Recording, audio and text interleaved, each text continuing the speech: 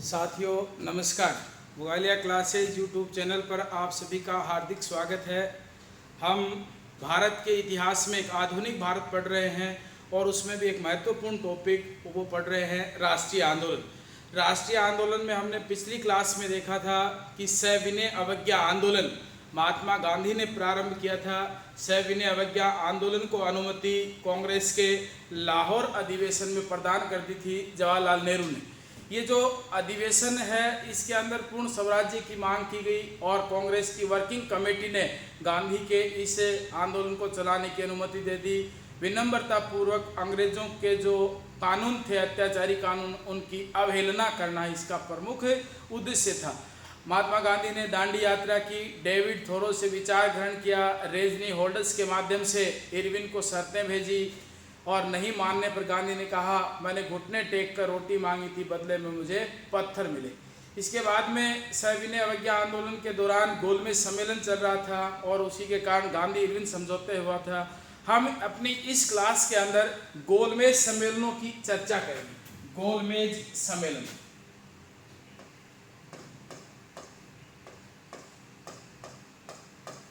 गोलमेज सम्मेलन, इस गोलमेज सम्मेलन की चर्चा करेंगे। तो ये जो गोलमेज सम्मेलन है इसके प्रथम की चर्चा करेंगे। पहले किसकी चर्चा करेंगे? प्रथम की चर्चा करेंगे। जो प्रथम सम्मेलन था इसकी चर्चा करेंगे। गोलमेज सम्मेलन ब्रिटेन में हुए थे। ब्रिटेन में भारत के अंदर ये लगातार क्रांतिकारी घटनाएं बढ़ रही थी। इस क्रांतिकारी घटनाओं का कारण क्या था उसकी समीक्षा करना, विचार करना गोलमेज सम्मेलन था। गोलमेज सम्मेलन के लिए स्थान कहाँ रखा गया था? स्थान, तो स्थान रखा गया था सेंट जेम्स प्लेस में। स्थान कहाँ रखा गया था? सेंट जेम्स प्लेस में इसका स्थान रखा गया था। यहाँ अब अगला जो तथ्य है वो यह है कि इसकी तिथि क्या थी। तिथि बहुत महत्वपूर्ण है। तिथि थी वो थी 12 नवंबर 1931। 12 नवंबर 1931 को ये रखा गया।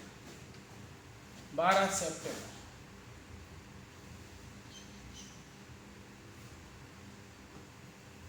सितंबर 1931 को। इसके अध्यक्ष कौन थे? इसके अध्यक्ष थे ब्रिटेन के पीएम, और उस समय पीएम थे रेमजे मैकडोनाल्ड। ये इसके पीएम थे। रेमजे मैकडोनाल्ड इसके पीएम थे। उसके बाद में इसके उद्घाटनकर्ता कौन थे? उद्घाटनकर्ता थे ब्रिटेन का सम्राट। तो ब्रिटेन का सम्राट था वो था जॉर्ज पंचम है, वो ब्रिटेन का सम्राट था। साथियों, हमने जॉर्ज पंचम का दिल्ली दरबार पढ़ा था 1911 का। वही जॉर्ज पंचम इसके इस समय क्या थे? वो उद्घाटन करता थे। इस समय भारत के अंदर से कांग्रेस का कोई प्रतिनिधि नहीं गया। कांग्रेस की ओर से किसी भी प्रतिनिधि ने भाग नहीं लिया। कांग्रेस की ओर से किसी भी प्रतिनिधि ने भाग नहीं लिया। इधर इसके अंदर 89 सदस्य थे, जिसमें महत्वपूर्ण भारत की ओर से डॉक्टर भीमराव अंबेडकर, मोहम्मद अली जिन्ना, तेज बहादुर स्प्रू, जयंकर प्रधान, अलवर के महाराजा जय सिंह, गंगा सिंह, इन्होंने इसके अंदर भाग लिया। ये जो भाग ले रहे थे इसके अंदर जो भाग लिया, तो ये है प्रथम गोलमेज सम्मेलन जो 12 सितंबर 1931 को हुआ था। इस 12 सितंबर 1931 को कांग्रेस के ओर से कोई भी प्रतिनिधि ने जब भाग नहीं लिया तो यह जो सम्मेलन है ये सम्मेलन असफल रहा। सम्मेलन है ये क्या रहा, असफल। और असफल रहने का कारण क्या था, वो था कांग्रेस की ओर से किसी भी प्रतिनिधि ने भाग नहीं लिया, क्योंकि इस समय भारत के अंदर सविनय अवज्ञा आंदोलन चल रहा था, गांधी की दांडी यात्रा चल रही थी, आंदोलन तेज गति से आगे बढ़ रहा था, पहली बार महिलाएं भी इस पर्दे से बाहर आ चुकी थी। तो इस प्रकार से इस प्रथम गोलमेज सम्मेलन में किसी ने भाग नहीं लिया। इसके बाद में गांधी इरविन समझौता हुआ 5 मार्च 1931 को। गांधी और इरविन के मध्य दिल्ली समझौता जिसे कहा जाता है वो होता है, और उसके बाद में महात्मा गांधी दूसरे गोलमेज सम्मेलन में भाग लेने की बात करते हैं। तो यहाँ अब अगला जो तथ्य है वो देखते हैं, दूसरा गोलमेज सम्मेलन। दूसरे गोलमेज सम्मेलन की बात करते हैं।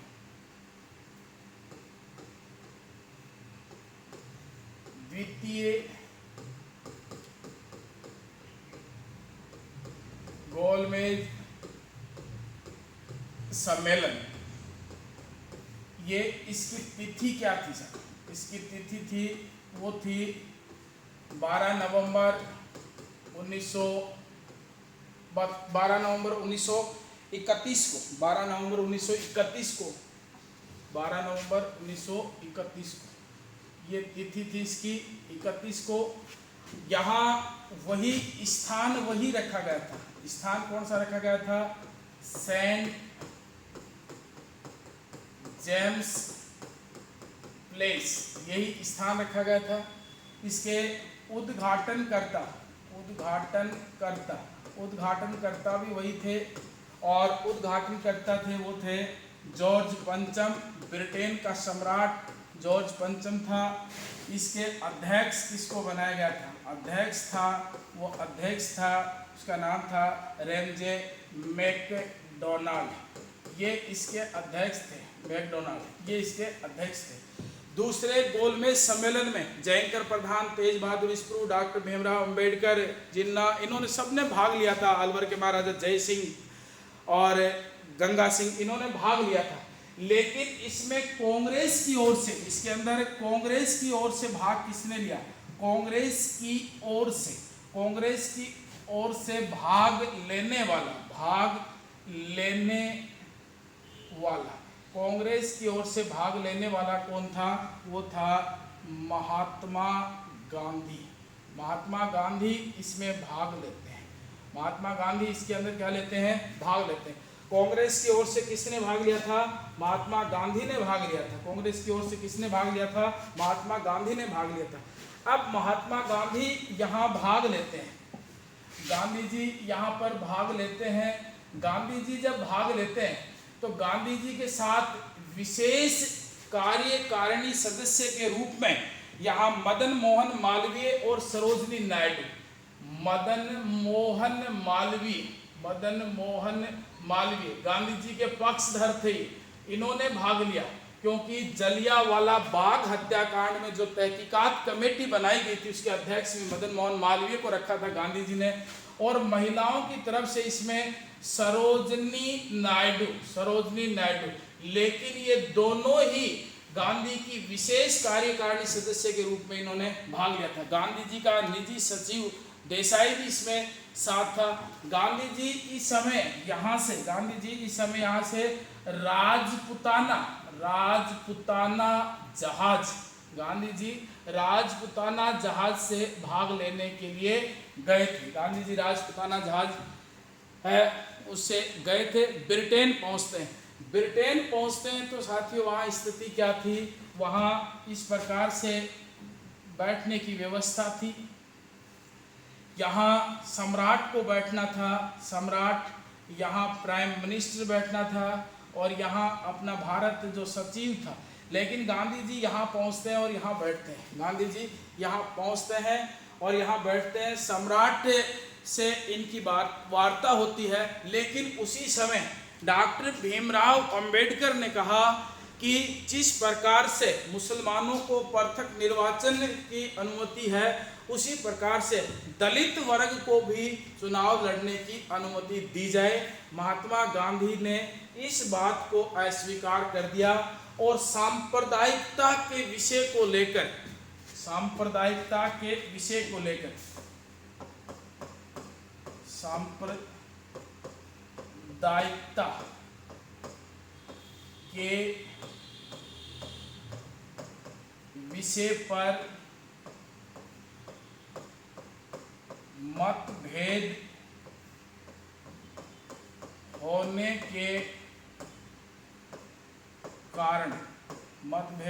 के कारण यह असफल हो गया।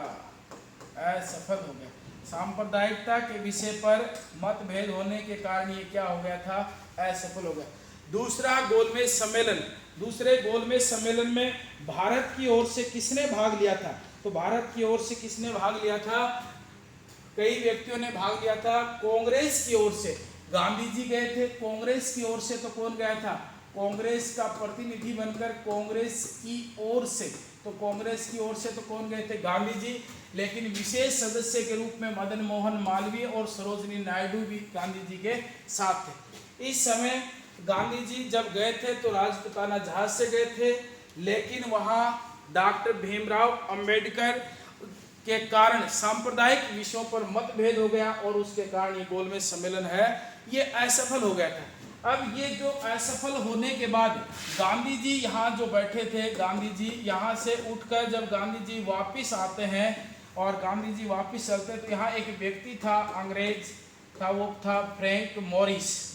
अंग्रेज फ्रैंक मॉरिस था। वो जो फ्रैंक मॉरिस था, इस फ्रैंक मॉरिस ने क्या किया साहब? गांधी जी की कुछ फोटो उतार रहा था। तब साहब यहाँ विल्सन जो चर्चिल है, इस विल्सन चर्चिल है, इस चर्चिल ने गांधी को अर्धनग्न फकीर की संज्ञा दी। गांधी ने अर्धनग्न फकीर की संज्ञा प्रदान की। इसकी संज्ञा प्रदान की, अर्धनग्न की संज्ञा प्रदान की। गांधी जी वापिस लौटते हैं। जब गांधी जी जब वापिस आते हैं तब स्थिति क्या बनती है? तब जवाहरलाल नेहरू तैयार थे, अब आज़ादी की राहें देख रहे थे। जवाहरलाल नेहरू ने गांधी जी से पूछा कि आप क्या लाए हो? तो गांधी जी ने इसका जवाब क्या दिया? मैं खाली हाथ गया था,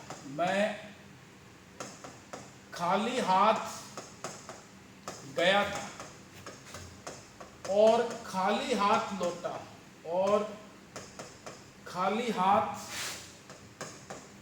लौटा, परंतु अपने देश की इज्जत को बट्टा नहीं लगने दिया।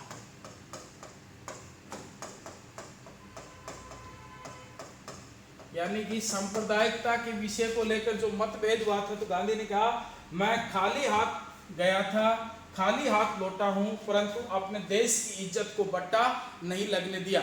और गांधी जी वापिस आते हैं और वापिस आकर दोबारा सविनय अवज्ञा आंदोलन करते हैं। यहाँ से ब्रिटेन से वापिस आते हैं गांधी जी, और वापिस आने के बाद गांधी जी पुनः एक आंदोलन प्रारंभ करते हैं। वो करते हैं सविनय अवज्ञा आंदोलन। लेकिन अब इस सविनय अवज्ञा आंदोलन में कांग्रेस ने भाग नहीं लिया और धीरे धीरे 1934 के अंदर सविनय अवज्ञा आंदोलन है ये समाप्त करता है और गांधी इसी के साथ कांग्रेस छोड़ देता है। गांधी क्या कर देता है? कांग्रेस छोड़ देता है और इस प्रकार से दूसरा गोलमेज सम्मेलन है वह भी असफल हो जाता है। दूसरा गोलमेज सम्मेलन महत्वपूर्ण है, वह असफल हो जाता है। इसके बाद में तीसरा जो गोलमेज सम्मेलन है, तीसरा गोलमेज सम्मेलन 1932 में, तीसरा गोलमेज सम्मेलन 1932 में वहीं सेंट जेम्स पैलेस में हुआ। उद्घाटन करने वाले ब्रिटेन के सम्राट जॉर्ज पंचम थे और इसके जो अध्यक्ष थे रैमजे मैकडोनाल्ड थे। इन्होंने तीसरे में कांग्रेस की ओर से किसी भी व्यक्ति ने भाग नहीं लिया, इस कारण तीसरा गोलमेज सम्मेलन भी असफल हो गया। तीनों गोलमेज सम्मेलनों में भाग लेने वाले थे जयंकर प्रधान, तेज बहादुर ईश्वरू, गंगा सिंह और जय सिंह, इन्होंने भाग लिया। लेकिन तीसरे गोलमेज सम्मेलन में कांग्रेस का प्रतिनिधि नहीं गया। कांग्रेस का प्रतिनिधि नहीं गया, प्रतिनिधि नहीं गया, जिस कारण सम्मेलन असफल हुआ, सम्मेलन असफल हुआ। जिस कारण क्या हो गया, ये सम्मेलन असफल हो गया। कांग्रेस का कोई भी प्रतिनिधि इसमें भाग लेने के लिए नहीं गया।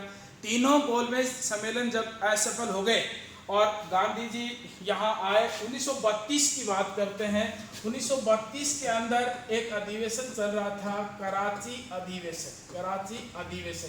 इस कराची अधिवेशन की अध्यक्षता कर रहे थे सरदार पटेल। कराची अधिवेशन की अध्यक्षता कौन कर रहे थे, सरदार पटेल कर रहे थे। तो यहाँ जो सरदार पटेल इस कराची अधिवेशन की जो अध्यक्षता कर रहे थे, ये मौलिक अधिकारों की मांग कर रहे थे। इस समय महात्मा गांधी को काले झंडे भी दिखाए गए थे। तो गांधी जी ने यहाँ एक बात कही थी, गांधी मर सकता है परंतु गांधीवाद जीवित रहेगा। इस प्रकार से महात्मा गांधी का यह स्टेटमेंट था। और तीनों गोलमेज सम्मेलन है असफल हो गए। दूसरा गोलमेज सम्मेलन महत्वपूर्ण है। कार्यकारिणी विशेष सदस्य के रूप में जो भाग लेने के लिए इसमें गए थे मदन मोहन मालवीय, सरोजिनी नायडू। एक बार इसको वापस देखते हैं। पहला गोलमेज सम्मेलन कांग्रेस ने भाग नहीं लिया। दूसरा महत्वपूर्ण है, द्वितीय गोलमेज सम्मेलन 12 नवंबर को होता है सेंट जेम्स पैलेस में। जॉर्ज पंचम उद्घाटन करते हैं, रैमजे मैकडोनाल्ड इसके अध्यक्ष थे। कांग्रेस की ओर से भाग लेने वाला इसके अंदर कौन व्यक्ति था, महात्मा गांधी इसके अंदर था। गांधी जी के साथ जाने वाले थे वो थे मदन मोहन मालवीय और सरोजिनी नायडू। गांधी जी राजपुताना जहाज में इसमें भाग लेने के लिए गए थे। सांप्रदायिकता के विषय पर मतभेद होने के कारण यह असफल हो गया। चर्चिल ने महात्मा गांधी को इस समय अर्धनग्न फकीर की संज्ञा प्रदान की थी। चर्चिल ने महात्मा गांधी को किसकी संज्ञा प्रदान की थी, अर्धनग्न फकीर की संज्ञा प्रदान की। गांधी जी सांप्रदायिकता के विषय में मतभेद होने के बाद जब वापस लौट रहे थे, जवाहरलाल नेहरू को लगा कि सत्ता ही आ गई। तो जवाहरलाल नेहरू ने गांधी से पूछा क्या लाए हो। गांधी ने कहा, सीधी बात तो गांधी ने कभी की नहीं, कहा कि मैं खाली हाथ गया था और खाली हाथ लौटा हूं, परंतु अपने देश की इज्जत को बट्टा नहीं लगने दिया। उसके बाद में पुनः सविनय अवज्ञा आंदोलन करता है, कांग्रेस साथ नहीं देती है। 1934 में इसको वापस ले लेता है और यहाँ स्थिति क्या बनती है, गांधी कांग्रेस छोड़ देता है। लेकिन इस 2 साल के बीच में गांधी को कैद कर लिया जाता है, गांधी को कैद कर लिया जाता है और गांधी को कैद करके पूना की यरवदा जेल में बंद कर दिया जाता है। गांधी को पूना की यरवदा जेल में बंद कर दिया जाता है और यह आंदोलन है, यह भी गांधी का क्या हो जाता है, ऐसा। तीसरा गोलमेज सम्मेलन में किसी ने भी भाग नहीं लिया और किसी ने भी जब भाग नहीं लिया तो यहाँ क्या हुआ, यह भी असफल हो गया। अब जब ये असफल हो गया तब यहाँ अगला जो अध्याय है वो अध्याय क्या बनता है, वो अध्याय ये बनता है, यहाँ ब्रिटेन के प्रधानमंत्री रैमजे मैकडोनाल्ड और डॉक्टर भीमराव अंबेडकर को खुश करने के लिए एक घोषणा की थी, जिसे क्या कहा जाता है, उसे कहा जाता है सांप्रदायिक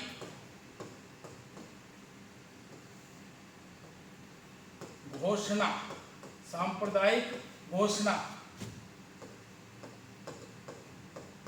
रैमजे मैकडोनाल्ड घोषणा, और इसे ही क्या कहा जाता है, कम्युनल अवार्ड। कम्युनल अवार्ड ये कहा जाता है। ये कब की थी, ये घटना थी 16 अगस्त। ये घटना कब की है, 16 अगस्त की है। ये घटना कब की है, 16 अगस्त 1932। 16 अगस्त 1932 को ब्रिटेन के प्रधानमंत्री रैमजे मैकडोनाल्ड द्वारा 16 अगस्त 1932 को जो घोषणा की गई थी उसे सांप्रदायिक घोषणा, रैमजे मैकडोनाल्ड घोषणा, कम्युनल अवार्ड कहा जाता है। इसकी तिथि बहुत महत्वपूर्ण है, 16 अगस्त 1932। इस अधिनियम या इस अधिनिर्णय के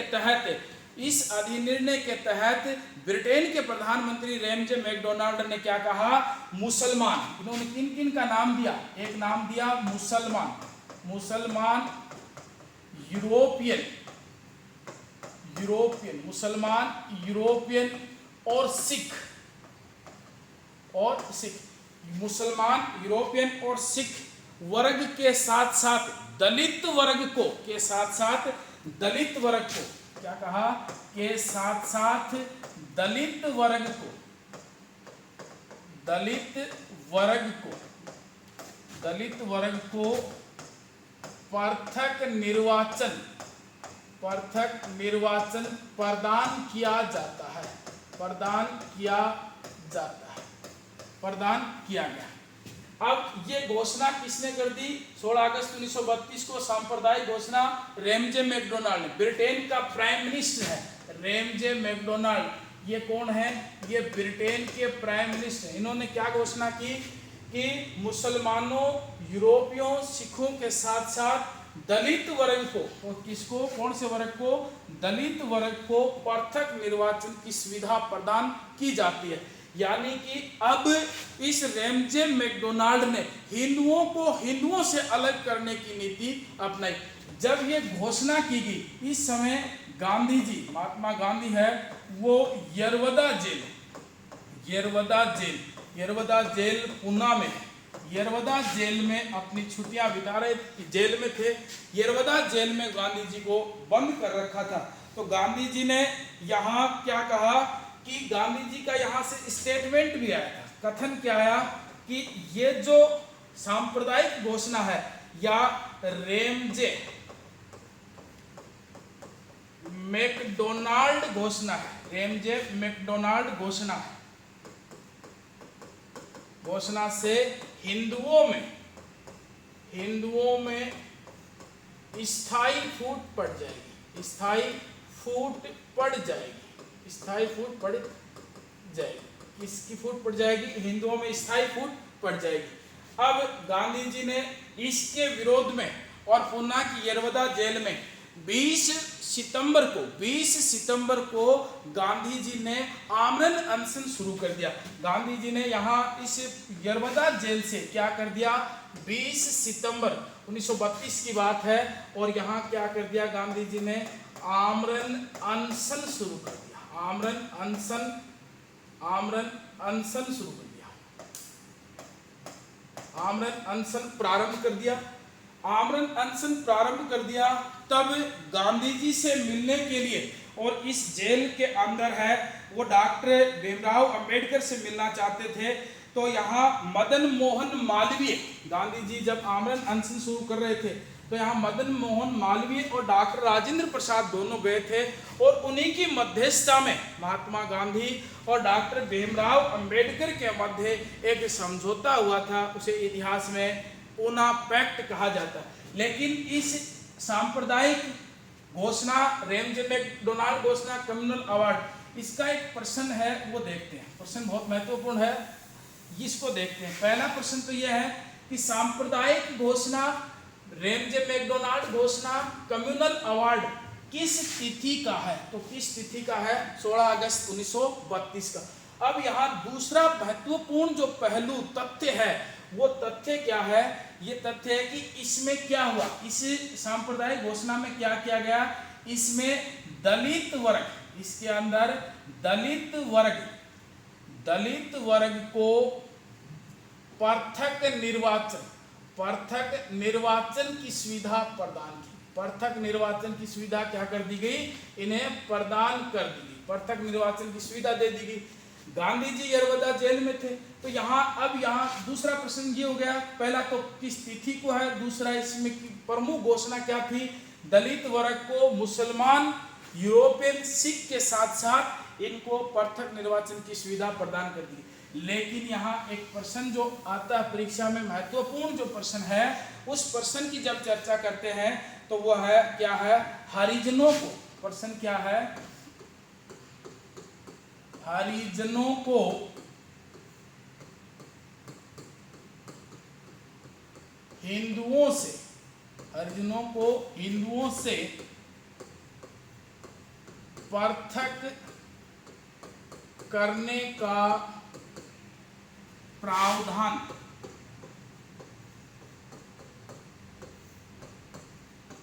किस घोषणा में था?